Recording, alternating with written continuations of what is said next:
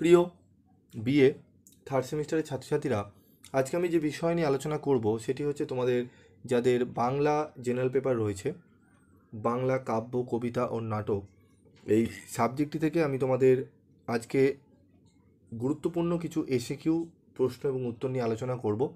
যে প্রশ্নগুলো পড়লে তোমরা পরীক্ষার হলে তোমরা পরীক্ষা দিতে যখন যাবে তোমরা কোশ্চেন পেপারে অনেক প্রশ্নই তোমরা কমন পেতে পারো।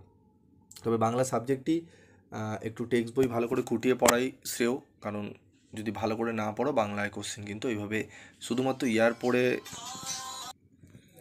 তো দেখে নাও তোমাদের এসিকিউর প্রশ্নের উত্তরগুলো। তো দাঁড়িয়া নন্দের আগে গোপাল কান্দে অনুরাগে পদটি কার লেখা, উত্তরগুলো দেখে নাও। দরস পরশ লাগি আউলিয়াছে গো গা, এই আউ লাইছে কথাটির অর্থ কী? আকুলিত হয়েছে বা এলিয়ে পড়েছে। ঠিক আছে, তো দেখে নাও। তহি অতি দূরতর বাদর দোল, অংশটির চলিত গদ্যে লেখো। ঠিক আছে, দূরে বা দুস্তর বাদলের দোলা লেগেছে। বুঝিতে নারিনু বন্ধু তোমার পীড়িত, নারিনু শব্দটির অর্থ কী? পারলাম না। সখী কি পুছসি অনুভব মো, এটি কোন পর্যায়ের পথ? এটি পূর্ব রাগ ও অনুরাগ পর্যায়ের অন্তর্গত, অনুরাগের অন্তর্গত।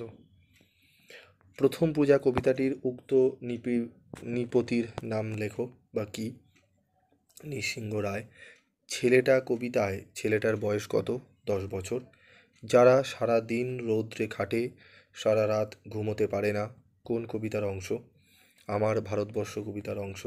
দেশ দেখাচ্ছ অন্ধকারে কবিতায় আলপথের পাশে কোন গাছের উপস্থিতির কথা বলা হয়েছে? হিজল গাছের উপস্থিতির কথা বলা হয়েছে। বষ্টমী কবে অন্তরটুকু শুনিয়ে যাবে বলেছিল? বষ্টমী শুক্লা দ্বাদশীর দিন অন্তরাটুকু শুনিয়ে যাবে বলেছিল। রাজা ও রানী নাটকে কাশ্মীরের রাজার নাম কি? চন্দ্রসেন। রাজা ও রানী নাটকের কয়টি অঙ্ক, কয়টি দৃশ্য? 5টি অঙ্ক, 30টি দৃশ্য। শাস্ত্রহীন ব্রাহ্মণ কে ছিলেন? দেবদত্ত। রাজা ও রানী নাটকের প্রথম অঙ্কের দ্বিতীয় দৃশ্যে নানা পেশার মানুষের কথা রয়েছে। এই অংশে কোন তাঁতির কথা রয়েছে? জওহর তাঁতির কথা। রাজা ও রানী নাটকে জালন্ধরের মহিষীর নাম কি? সুমিত্রা।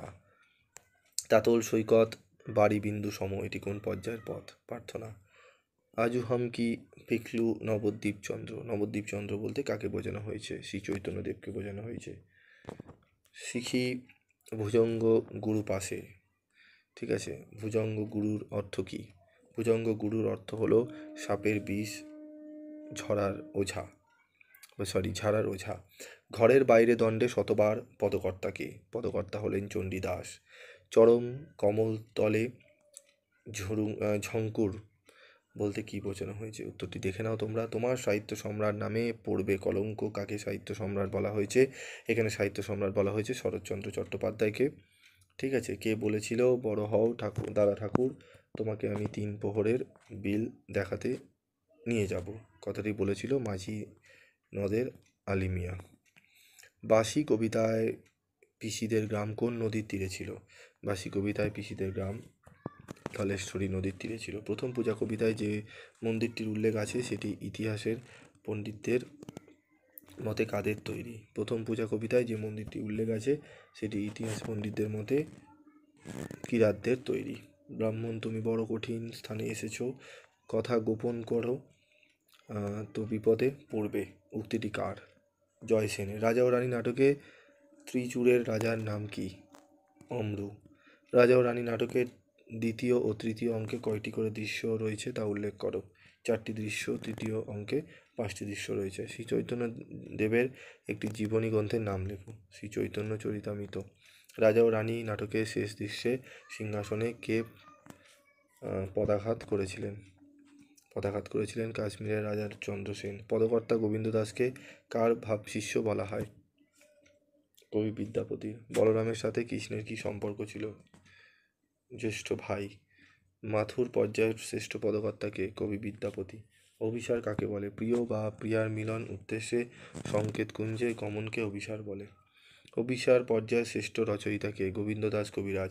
কাকে অভিসার পর্যায়ের পদের রাজাধিরাজ বলা হয়? গোবিন্দ দাস কবিরাজকে। মাথুর পর্যায়ের পদ বলতে কোন পদগুলিকে বোঝায়? বিরহের পদগুলিকে বোঝায়। বাল্যলীলা পদটির রচয়িতাকে? কবি বলরাম দাস। বৈষ্ণব শাস্ত্রের পঞ্চরসের কথা কোন গ্রন্থে উল্লেখ করা হয়েছে? দেখে নাও উত্তরটি। বৈষ্ণব সাহিত্যের একটি বিখ্যাত পালা লিতনের নাম লেখো। বুড়ো চণ্ডীদাসের শ্রীকৃষ্ণ কীর্তন। শ্রী চৈতন্যদেবের একটি জীবনী গ্রন্থের নাম লেখো। কৃষ্ণদাস কবিরাজের শ্রী চৈতন্য চরিতামৃত। পূর্বরাগ কাকে বলে? প্রিয় মিলনের পূর্বে শ্রবণ দর্শনাদির দ্বারা নায়ক নায়িকার মনে যে অনুরাগ জন্মায় তাকে পূর্বরাগ বলে। পূর্বরাগ পর্যায়ের শ্রেষ্ঠ কবিকে? কবি চণ্ডীদাস। গীত গোবিন্দম কার রচনা? কবি জয়দেব। রস কয় প্রকার ও কী কী? বৈষ্ণব সাহিত্যের রস 5 প্রকার। এগুলি হলো শান্তরস, দাস্যরস, সখ্যরস, ঠিক আছে, বাৎসল রস ও মধুর রস। সখী কি পুচ্ছসী অনুভবময় কার লেখা এবং কোন পর্যায়ের পদ? উত্তর দেখে নাও। মন্দির বাহির কঠিন কবাট কার লেখা ও কোন পর্যায়ের পথ? অভিসার পর্যায়ের পদ। আলোচ্য পদটি গোবিন্দ দাসের লেখা। তো প্রত্যেকটা প্রশ্নের উত্তর আমি তোমাদের বলে দিলাম। এই প্রশ্নগুলো একটু ভালো করে দেখো। তবে আমি বারবারই বলছি, টেক্সট বই বা যেই কাব্য কবিতা নাটকগুলো রয়েছে সেগুলো ভালো করে তোমাদের জানতে হবে, কারণ লাইন ধরে তোমাদের কিন্তু প্রশ্ন করা হবে। সেক্ষেত্রে একটু প্রবলেম হয়ে যায় যারা ভালো করে টেক্সট বই খুঁটিয়ে পড়ে না, ঠিক আছে। তবুও আমি চেষ্টা করেছি লাস্ট মিনিটের এই প্রশ্নগুলো তোমাদের সামনে তুলে ধরার উত্তর সহ। এগুলো পড়ে যাও, যারা একান্তই বাংলা সেরকম করে প্রিপারেশন নিতে পারোনি তাদের জন্য এটি খুবই উপকৃত তোমরা হবে।